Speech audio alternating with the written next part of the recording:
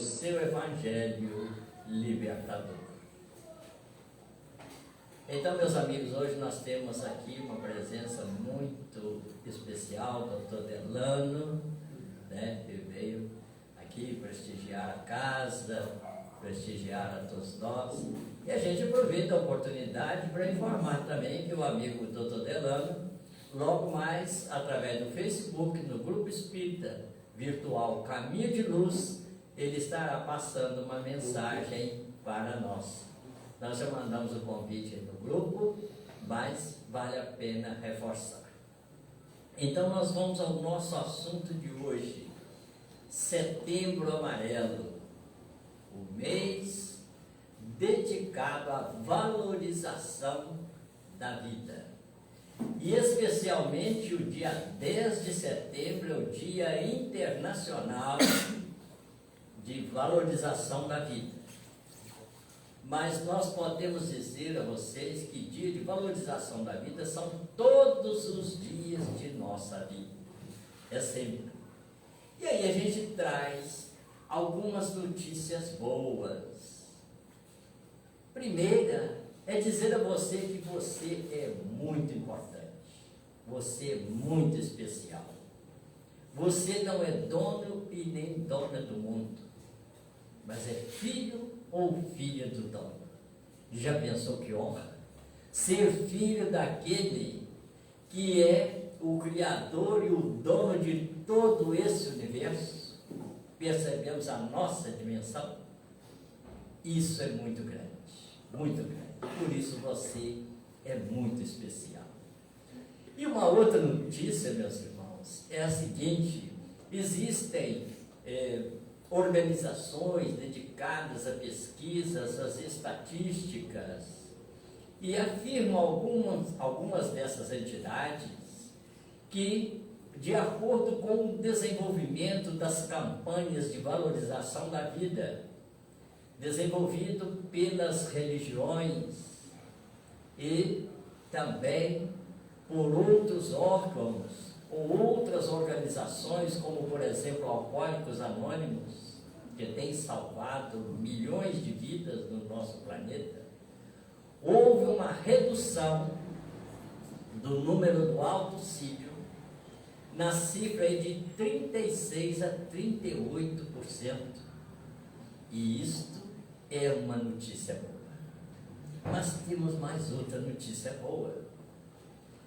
O Centro de Valorização da Vida é uma organização que reúne voluntários, trabalham gratuitamente, 24 horas por dia, 7 dias por semana. E eles disponibilizam um telefone, que é o número 188, que você pode acessar através do telefone fixo, do orelhão ou do celular. Então, meu amigo, minha amiga, se você ouve alguém falar, manifestar o desejo de destruir a sua própria vida, estimule essa pessoa a ligar para o 188. Se ela não tem condições emocionais para fazer isso, ligue você, tome instruções. Ali está uma equipe treinada justamente para essa finalidade.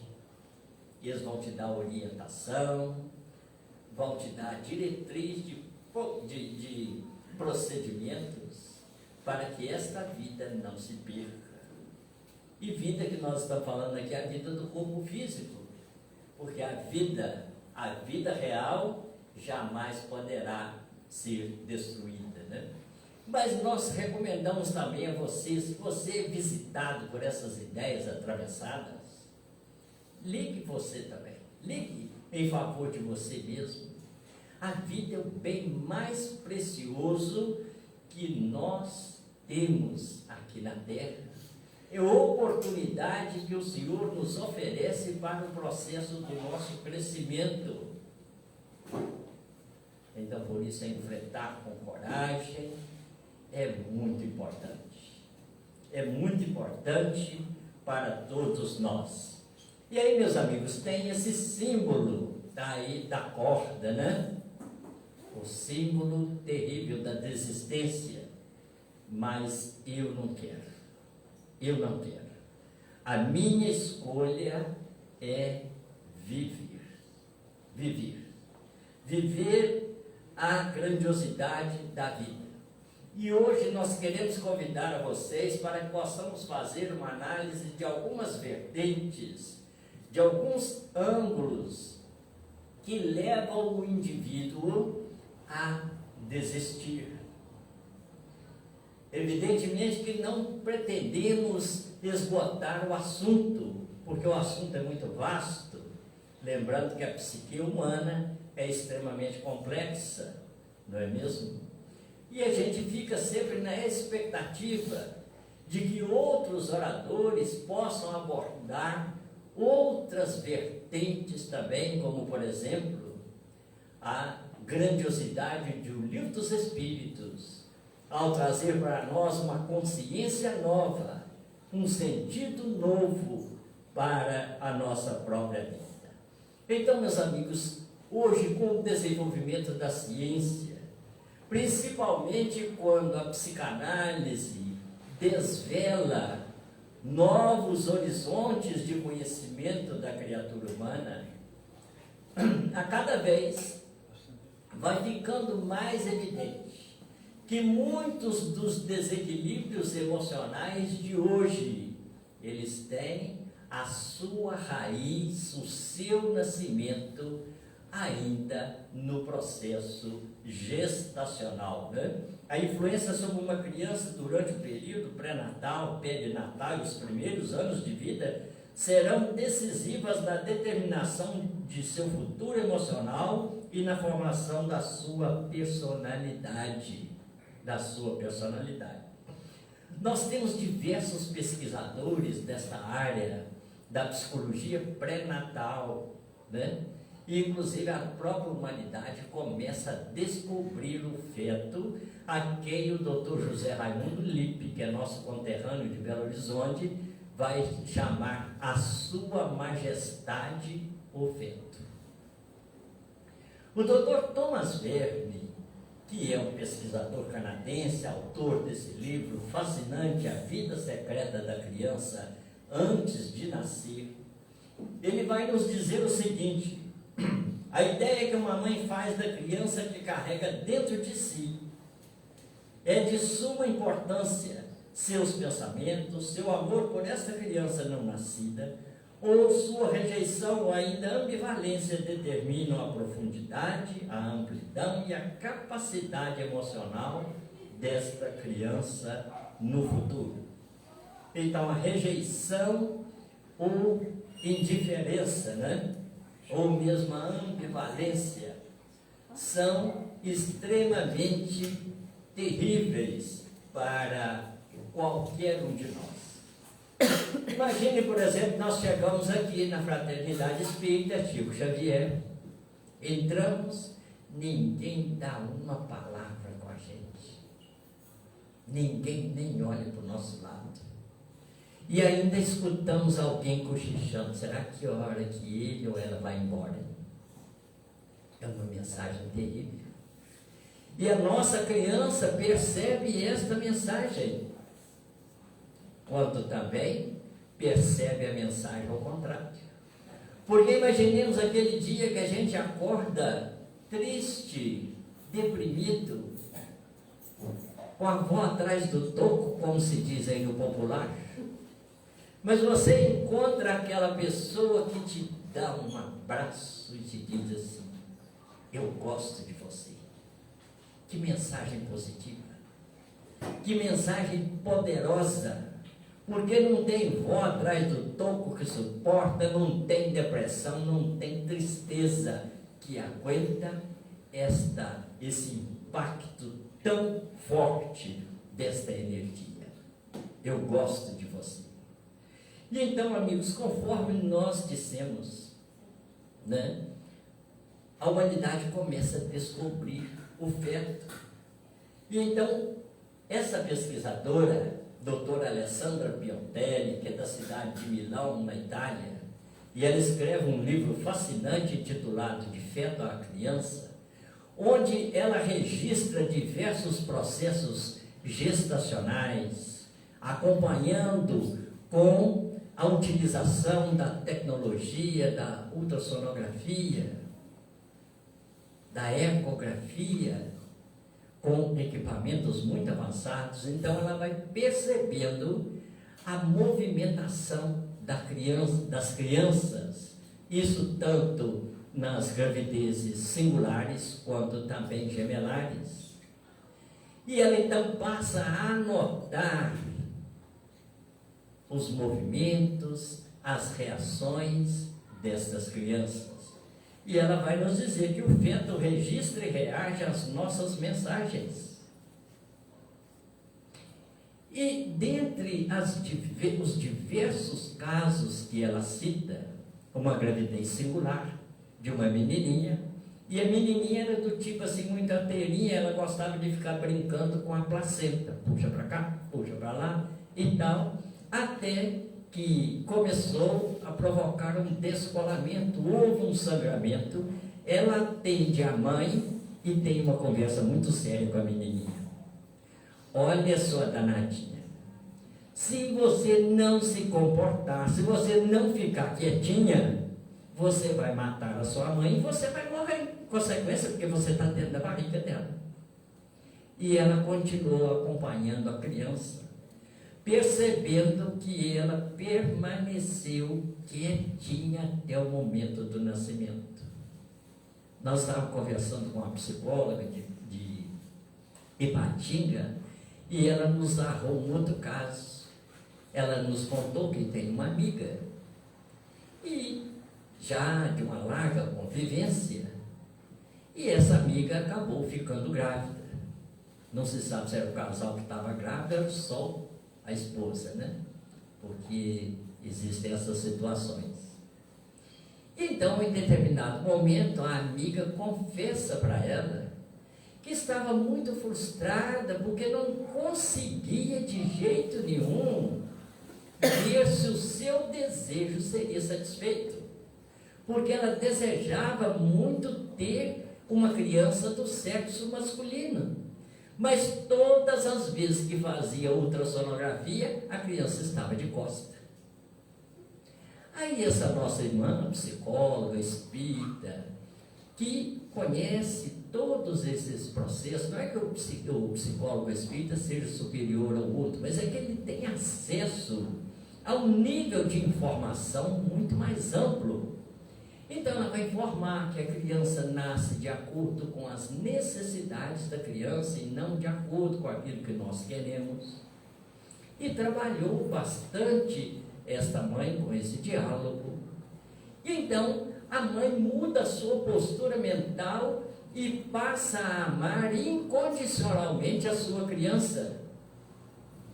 E aí, quando ela muda de atitude e vai para fazer o exame, a criança se revela, é uma menina, uma menininha, que procurava esconder o sexo, justamente pelo medo da rejeição, ou talvez até com vergonha da sua mãe.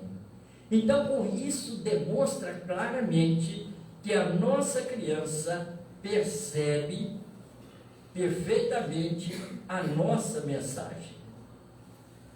A doutora Rosemary Zacco, que é uma analista junguiana de São Paulo, ela vai nos dizer que o feto tem necessidades intelectuais efetivas, como as de querer se sentir amado e desejado. Mas qual de nós que não quer isso? Gente, todos nós. E a nossa criança não é diferente. Ele também gosta daquilo que é bom. Então, amigos, pesquisadores diversos na área da psicologia, a quem a gente chama assim de missionários de Jesus, porque quantas lágrimas tem ele secado, quanta esperança tem esses profissionais da área da psicologia insuflado nos corações que caminhavam em desalento, desanimados. Então, por isso a gente chama eles de missionários de Jesus. E todos nós também somos. O que basta para nós é a boa vontade. Mas a gente vai ver, por exemplo, declarações como da professora Mônica Lubietti, que é professora da Universidade de Frankfurt, na Alemanha, Gerhard Rothmann, que é professor de obstetrícia e de ginecologia na Universidade da Áustria, Joana Uliei, que é brasileira da cidade de São Paulo, José Raimundo Lippe, que citamos, é nosso conterrâneo aqui de Belo Horizonte, e que tem uma história muito linda, porque naqueles tempos de ignorância, a sua família muito numerosa, os pais o levaram para um passeio, quando ele tinha aí 4 ou 5 anos, e o abandonaram em um orfanato. Ele conseguiu superar todo esse trauma, toda essa dificuldade, e dedicou-se amplamente à psicologia pré-natal. Hoje aposentado, mas era professor de psicologia e psiquiatria para a infância e a juventude na Universidade Federal de Minas Gerais. E sempre tratando a criatura humana com todo o amor do seu coração.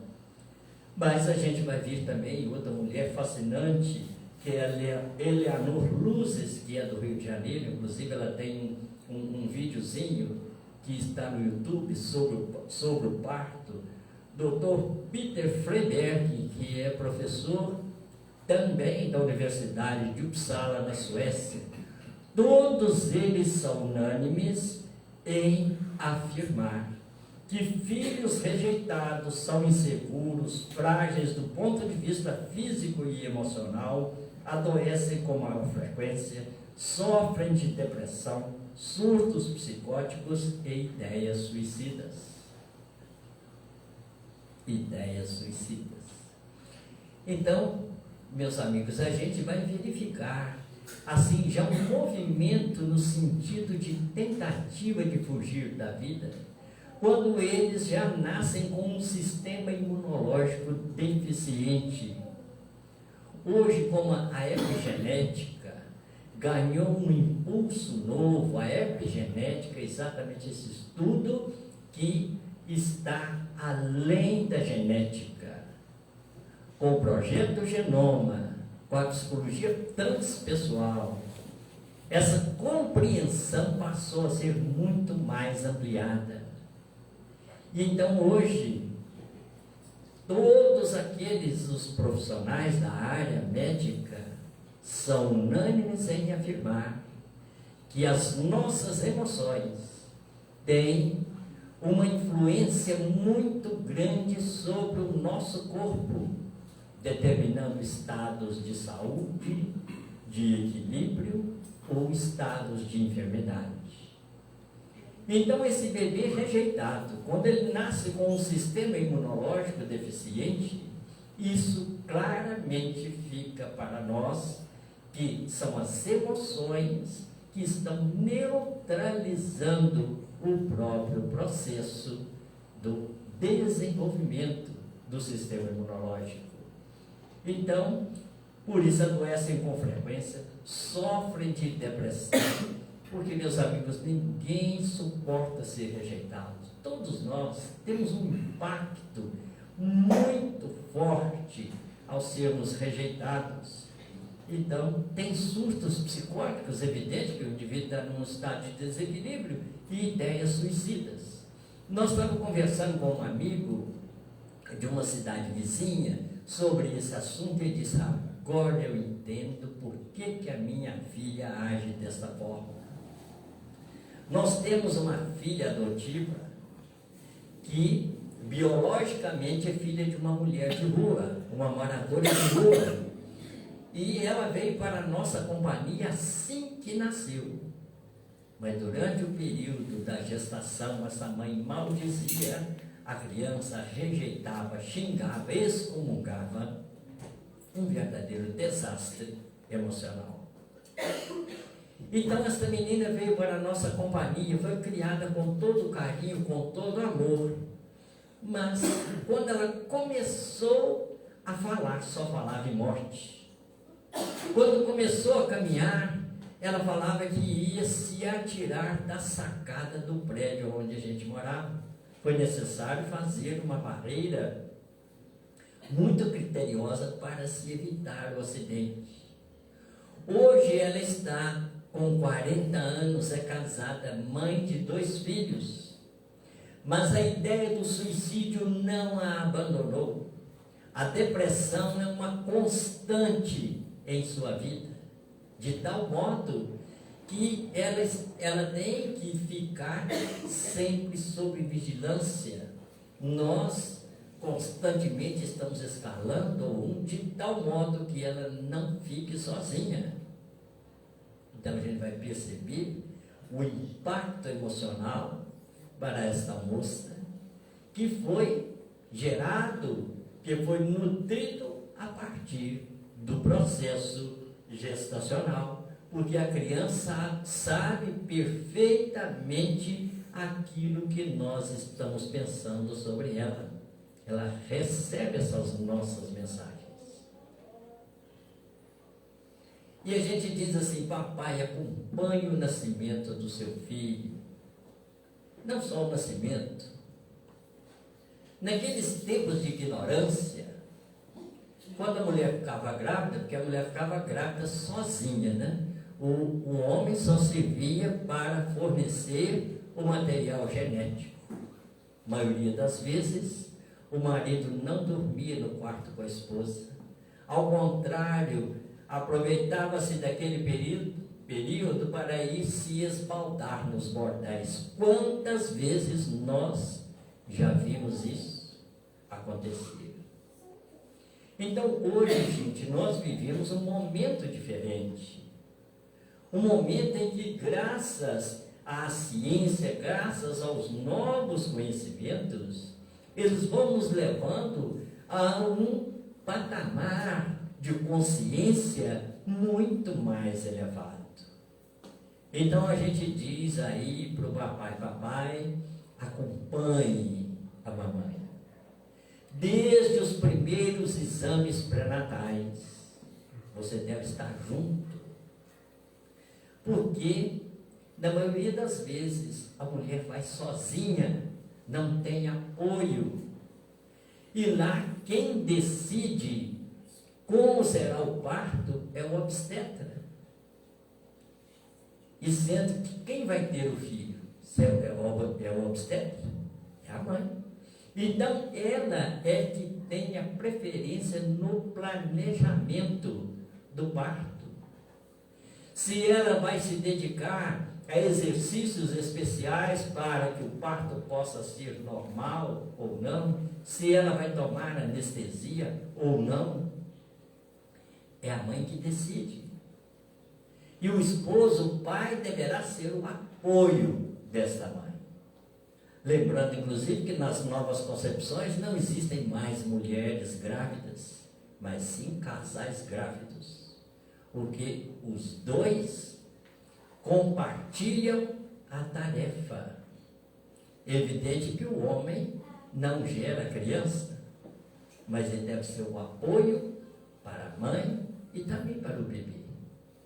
O apoio material, o apoio emocional, psicológico.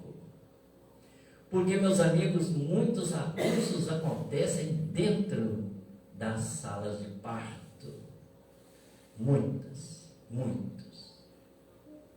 Basta a gente acessar na internet os depoimentos de diversas mães reclamando do processo do parto, onde sofreu agressões físicas e morais, xingamentos terríveis, né? Então o pai é o guardião. E nós temos ao máximo que evitar a tal cesariana, tão em moda nos nossos dias, né? Porque não deixa de ser um parto violento. E a gente vai ver ali que bebês que vieram ao mundo de parto violento têm maiores chances de se tornarem agressivos, impacientes e depressivos. O Dr. Thomas Verne vai narrar o caso de um menino, que é um caso assim muito interessante para a nossa observação. Esse menino foi levado ao seu consultório com 9 anos de idade. E o menino tinha um comportamento estranho em determinados estados alterados de consciência. Ele falava uma língua desconhecida da família. Xingava palavrões incompatíveis com a sua idade.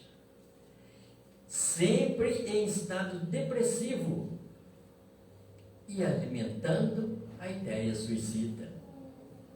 Então, esse pesquisador começou a procurar ir ao encontro de onde estaria a origem desse comportamento em desequilíbrio. Mas geralmente quando a família tem um filho que tem algum problema, um filho especial, a família procura esconder, porque tem vergonha do filho. Muitos maridos culpam as mulheres por terem gerado filhos com necessidades especiais. E a gente mais uma vez lembra que a criança nasce da maneira que ela necessita e não do jeito que nós queremos. Mas então, ele não conseguiu encontrar de maneira nenhuma informações na família, mas encontrou uma enfermeira que estava presente no momento do nascimento daquela criança. Então ela narra todo o acontecimento. Ela estava na sala de parto com a mãe e as contrações estavam dentro do padrão, também a dilatação.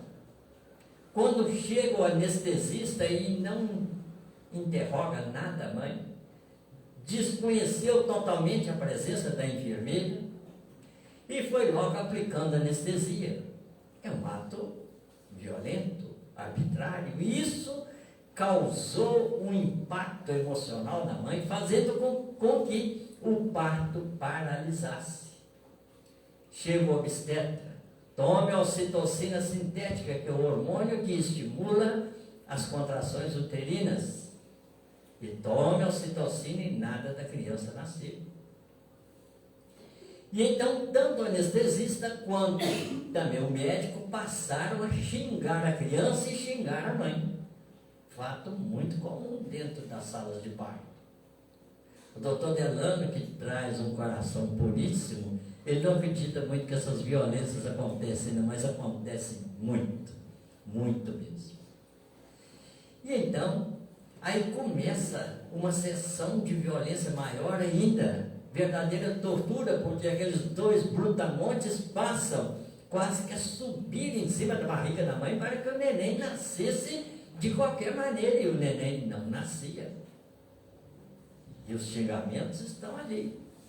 Aí utilizaram-se do fórceps. O doutor Delano também me informou que, graças a Deus, esse instrumento cruel foi praticamente abolido da sala de parto.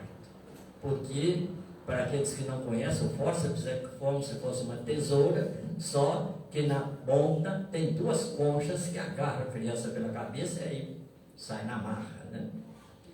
E então aí o neném nasceu, mas nasceu desabordado. E como eles calculavam que o neném estivesse morto, jogaram em cima de uma mesa de aço inoxidável, fria, debaixo daquela iluminação extremamente forte, e continuaram o processo do parto da mãe. Mas, para alívio de suas consciências, chamaram o capelão para aplicar a extrema unção na criança que acreditavam estivesse morta ou na iminência de morrer. Mas, para a glória da vida, o neném não morreu. Hoje, o trauma daquele momento vem ressurgindo. E então os palavrões que ele fala são aqueles que ele ouviu do anestesista e do obstetra. Qual é a língua estranha que ele fala? O latim, porque o capelão veio rezar em latim e ele repetia as palavras do capelão. E a ideia de suicídio, a depressão, porque, gente, não existe pessoa humana nenhuma que suporte a tortura. Qualquer um procura de todas as formas evadir-se, e inclusive evadir da própria vida física. Então, aquela marca aquela ferida profunda ficou indelevelmente marcada no seu subconsciente. Então, por isso, agora ela vem à tona e ele tenta fugir da situação. Percebemos, amigos, como isso é extremamente importante. Outro aspecto é a educação religiosa, né? Temos ali aquela garotinha, uma roupinha curta, sentada numa escada de concreto, estará fazendo frio, estará fazendo calor. Será que a sua família está em briga, sua mãe, seu pai, brigar com o vizinho, brigar com um parente, com uma visita? Será que ela sofreu alguma violência física, violência sexual, violência moral? O que terá acontecido? Não sabemos. Quais serão as consequências? Imprevisíveis. Imprevisíveis. Porque essas marcas para a criança ficam de maneira definitiva aqui para esse atual estágio. Então, o que acontece? A gente sempre lembra da necessidade da educação religiosa dentro do lar. Educação religiosa que deve começar quando a gente pensa em casamento. E a gente lembra o caso da Isaura e o Antônio. Antônio era morador de nosso lar. Isaura habitava Campos de Paz, que vibratoriamente estavam, existia um degrau entre eles. Entretanto, em virtude dos méritos do Antônio, ele obteve dos seus superiores em nosso lar autorização para conduzir Isaura para o seu plano de ação. Isaura era sua noiva. Entretanto, um dos chefes de serviço de Campos de Paz aconselhou Isaura a permanecer ali por mais 6 anos consecutivos em treinamento, asseverando que para um casamento de almas é necessário apurar o enxoval dos sentimentos. Apurar o enxoval dos sentimentos. Muitos afirmam a nossa criança já nasce pronta. Sim, sobre alguns aspectos, ela conhece muito bem a tecnologia. Tanto é que ela pega um controle remoto aí, que nós, os mais velhos, pelejamos, quebramos a cabeça, a gente não consegue dar jeito na televisão, nem acertar o celular. Aí vem aquele menininho, nosso netinho, de 3 anos, 4 anos, daqui, vovô, deixa de ser burro. E faz 2 cacetadas ali, 2 tecladas, e o negócio está tudo funcionando. Tem uma linguagem, uma coisa impressionante, né? A linguagem, a riqueza de linguagem, a concordância verbo-nominal, que coisa fascinante. Entretanto, eles têm extrema necessidade de Jesus, extrema necessidade do Evangelho, porque se não tivessem, não estariam aqui, estariam em outros mundos. Então, meus amigos, Allan Kardec, lá no capítulo 5 do Evangelho segundo o Espiritismo, vai fazer um estudo, que nós vamos dizer assim, mas um estudo muito forte, muito eloquente, a respeito da loucura e do suicídio. Então, vejamos, a calma e a resignação auridas da maneira de considerar a vida terrestre e da confiança no futuro dão ao espírito uma serenidade que é o melhor preservativo contra a loucura e o suicídio, a maneira de encarar a vida.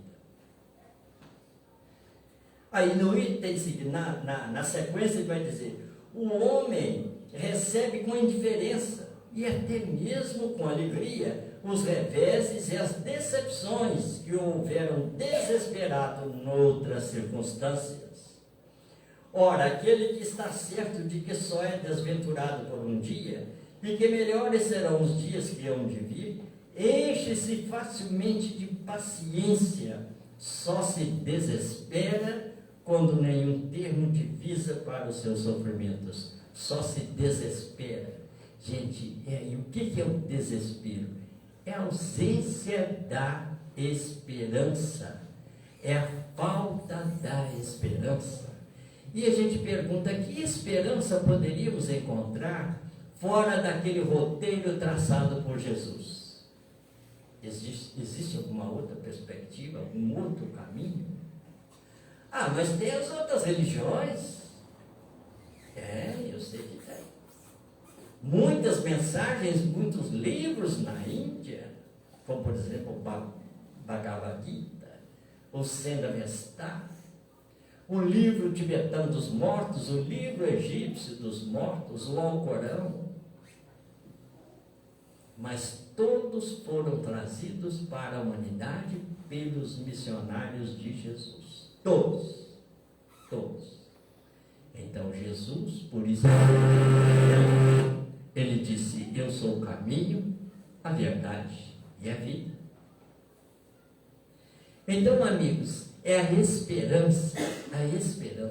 Nós tivemos pesquisando alguns relatórios de hospitais psiquiátricos preocupados com a questão do suicídio, principalmente infanto-juvenil.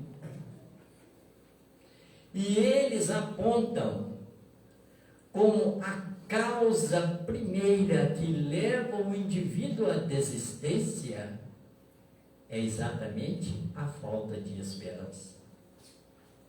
Carl Gustav Jung, esse gigante da psicologia analítica, ele vai nos dizer o seguinte: o papel fundamental das ciências psicológicas não é conduzir o paciente a um estado impossível de felicidade, mas é dar a ele força, ânimo e esperança, a palavra mágica, para que ele possa vencer os embates que a vida nos propõe. Então, por isso, amigos, essa esperança nós vamos encontrar exatamente no Evangelho de Jesus. Em seguida, Kardec vai fazer um comentário sobre as doutrinas materialistas, inclusive advertindo aqueles que são adeptos do materialismo, que induzem as pessoas a esse caminho, que eles estão todos sujeitos a uma dívida muito alta.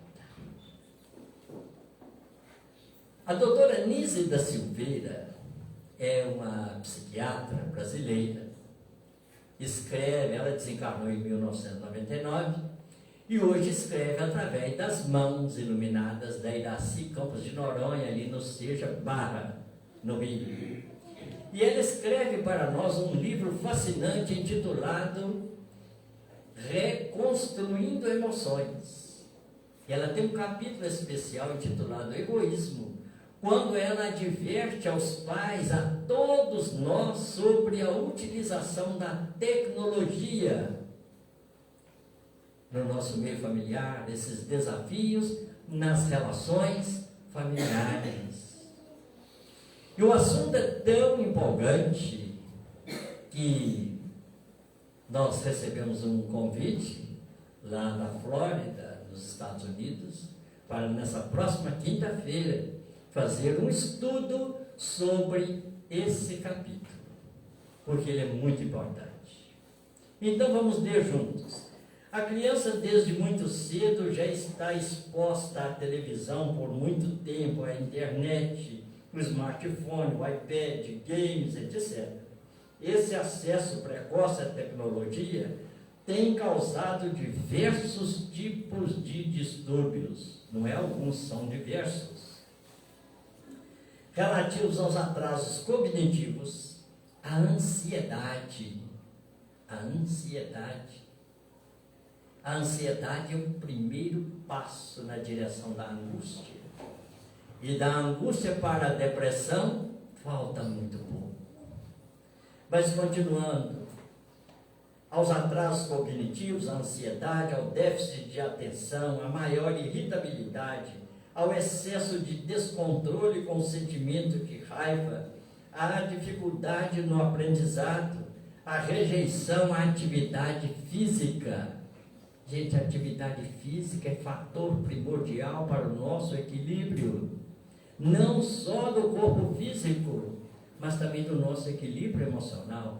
Por isso é que Platão, que é o fundador da pedagogia, estabeleceu na sua grade de ensino a educação física como sendo matéria de primordial importância para o equilíbrio de todos, para o maior desenvolvimento. E, além do mais, vale aqui uma nota, né, que os obsessores adoram a pessoa que fica parada. O obsessor não gosta de gente que trabalha, não. Por isso é que a gente recomenda, quando essas ideias assim atravessadas surjam, passa a mão na vassoura, vai varrer a casa, vai capinar o quintal, vai varrer a rua, vai fazer qualquer coisa. E o obsessor vai olhar para você, com essa aí não tem jeito não, vou procurar outro. Né? Então, aqueles que estão algemados à tecnologia, eles nunca se dispõem à movimentação, facilitando enormemente os processos obsessivos, né? Rejeição à atividade física, a insônia. Esses equipamentos de tecnologia, através das suas telas, eles emitem uma luz muito discreta, que é o chamado fenômeno da blue light, que atua no quiasma óptico, onde o nervo óptico se encontra, faz um X, e ele atua ali, inibindo a produção da serotonina, né? E então também na melatonina, que é o neurotransmissor do sono. Isso tem uma influência sobre o nosso equilíbrio físico muito grande, não só do sono, mas altera até os batimentos cardíacos, o nosso humor, altera até a nossa pele, para que a gente possa ter uma ideia, né? Então, isolamento social. Gente, o homem é um ser gregário. Como é que nós vamos conseguir viver separadamente? Nós precisamos da energia um do outro. Essa troca de energias é fundamental para que possamos manter o nosso equilíbrio. Ninguém suporta ficar sozinho, né? E essas pessoas então só conseguem se relacionar virtualmente. As disfunções causadas pelas superexposições precoces das crianças a todo tipo de mídia é global, sim, global. Aí, apresenta aí um estudo da Universidade de Michigan, quando ela aponta que o grau de depressão entre os jovens estaria associado ao tempo que eles gastam no Facebook. E hoje, com as outras plataformas muito mais atraentes, muito mais cativantes, ao mesmo tempo também muito mais escravizantes, né?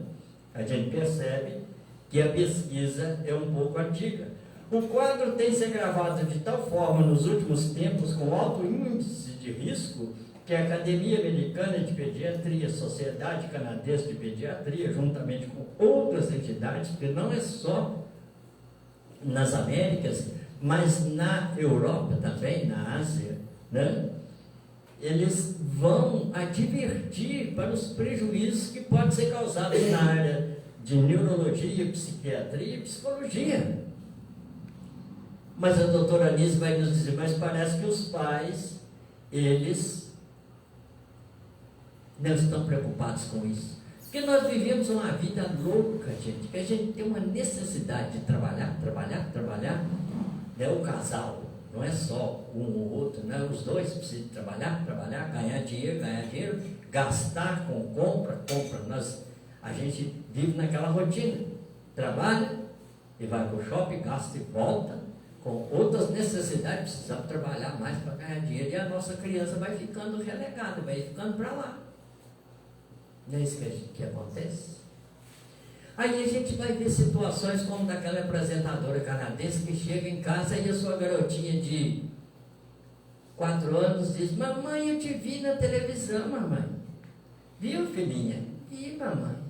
E como a mamãe sorri na televisão? Pois é, filhinha, mamãe sorri na televisão que é para ganhar dinheiro, para comprar suas roupinhas, para pagar o colégio, o dentista, o médico, para as viagens, entendeu? Mamãe sorri para ganhar dinheiro.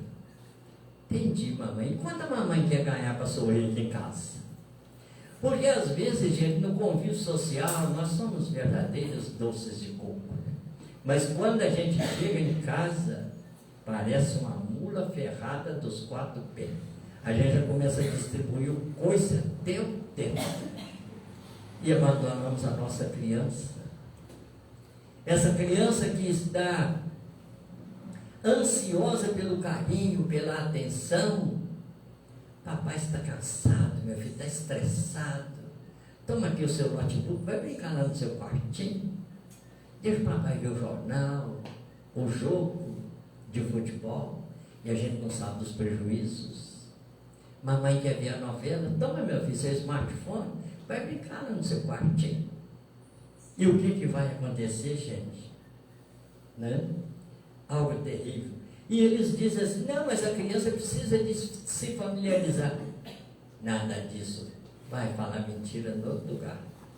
Porque nós estamos vendo aí muitos que são verdadeiros ases da internet. Mas se você pedir assim, escreva uma carta para mim. Toma uma ferramenta dessa aí, por exemplo, do Word, faz uma carta para mim. Pronto. Encrencou, ele não sabe fazer. Faça uma planilha de compras para nós ir no supermercado. Não sabe usar. Então quer dizer que ele não está familiarizado com tecnologia, nada, ele está algemado àqueles processos, né? Então os pais vão permitindo tudo. E a gente anotou aqui, tornando a criança incapaz de lidar com sentimentos de perda e posse, frustração e superação, respeito e compaixão, amizade e honestidade. Ela não desenvolve esses conceitos.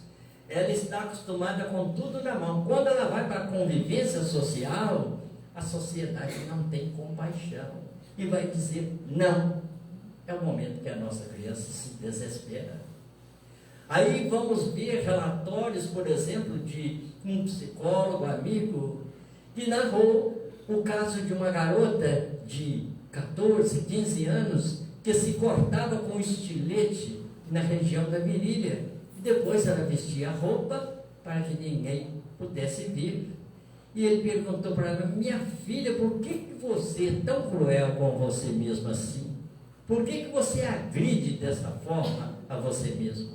Ah, doutor, é para aliviar a dor da alma, que é maior do que a dor física.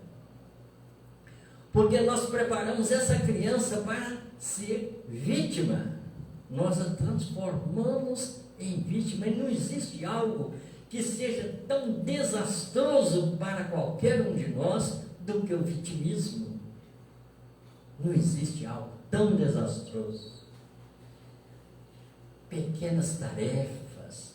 Gente, a gente quer medir como é que anda a educação do lar. Chegamos numa casa e vamos no banheiro.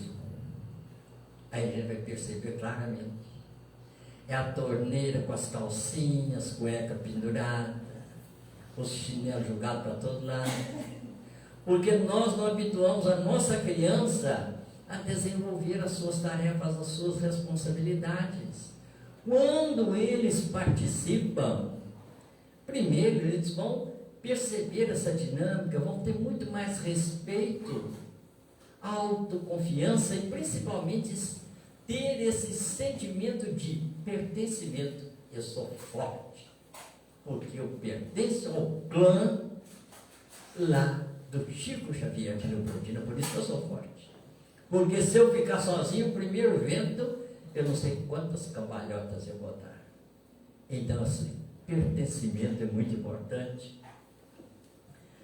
Aí, amigos, veja a análise de Kardec, lá no Livro dos Espíritos, na questão 943. De onde nasce o desgosto da vida que sem motivos plausíveis se apodera de certos indivíduos? Olha o que os Espíritos nos responderam com uma precisão incrível.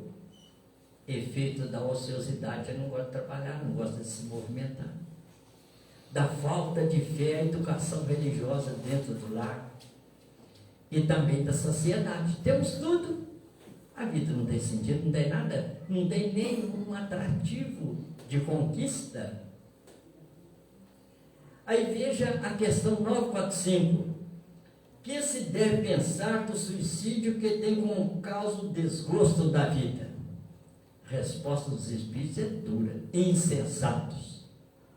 Porque não trabalhavam, a existência não lhes teria sido tão pesada. Por que não trabalhavam? Porque o trabalho é fator de equilíbrio para todos nós. Todos nós. Por isso que a gente estimula, né, e aconselha no sentido de colocar as nossas crianças para desenvolver as suas tarefas desde cedo. O trabalho não é castigo, o trabalho é realização.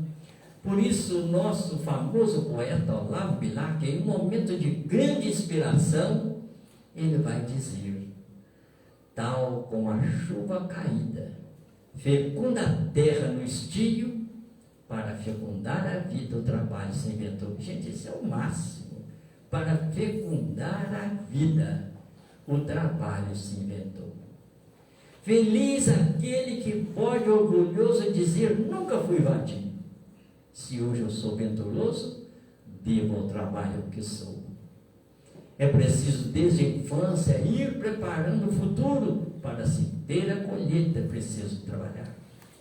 Não nasce a planta perfeita, não nasce o fruto maduro. Para se ter abundância é preciso semear. Semear. Semear amor, semear vida, semear ânimo, semear alegria de viver. Então todos nós estamos sendo convocados para desde muito cedo estimular as nossas crianças a terem objetivos, porque uma vida sem objetivo é uma vida vazia, é uma vida sem sentido.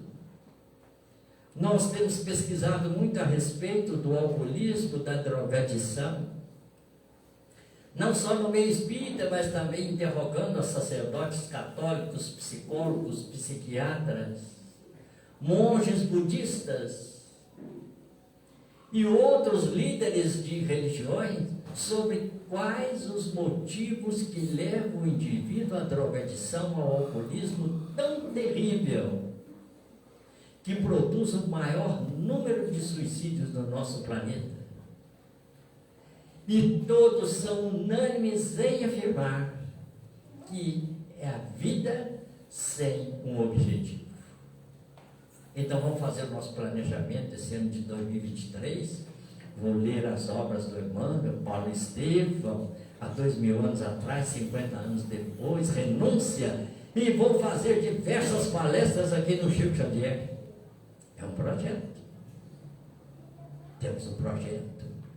Não, meu projeto é construir uma aeronave para ir na Lua. É um projeto meio malucão, mas é um projeto. Não deixa de ser um projeto. A nossa vida não pode permanecer sem objetivo, gente, senão a gente perde totalmente o sentido. Totalmente. Aí vem o desânimo. O André Luiz vai falar sobre isso, inclusive, lá no livro Evolução em Dois Mundos, sobre as nossas emoções, essa alegria de viver influenciando cada uma das nossas células. E como isso é importante. Então, amigos, nós até ultrapassamos o horário um pouco. Vou deixar aqui uma recomendação. É um chamamento, uma ordenação para nós, do pensador iugoslavo Rudolf Steiner. Nossa mais elevada tarefa deve ser a de formar seres humanos livres que sejam capazes de, por si mesmos, encontrar propósitos e direção para as suas vidas. Eu estou velho, não vou ter mais criança. Estou velha, não vou ter mais filho. Mas daqui a pouco nós vamos ser criança novamente e vamos ser papais e mamães novamente. Nós agradecemos imensamente ao convite carinhoso do nosso irmão Pedro Paulo. Agradecemos a atenção de todos vocês, os olhares de carinho, as vibrações amigas, e rogamos ao divino amigo Jesus que a todos nos envolva no manto luminoso de suas bênçãos. Paz a todos. Que Deus nos abençoe. Sim, seja. Nosso agradecimento ao Sr. Devino pela belíssima